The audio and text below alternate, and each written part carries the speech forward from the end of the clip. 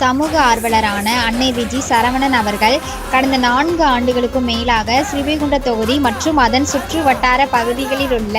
ஆதரவற்ற ஏழை எளியவர்களுக்கு இல்லம் தேடி மதிய உணவு மற்றும் இரவு உணவு திட்டத்தை ஏற்படுத்தி உணவு வழங்கி வருகிறார். இந்நிலையில் தமிழக வெற்றி கழகத்தின் ஐம்பெரு கொள்கை தலைவர்களுள் ஒருவரான சமூக ஆர்வலர்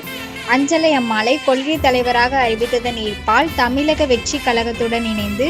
தமிழக வெற்றி கழக தலைவர் தளபதி திரு விஜய் அவர்களின் ஆசியுடன் கழக பொதுச் செயலாளர் அண்ணன் புசி என் ஆனந்த் அவர்களின் வழிகாட்டுதலின்படியும்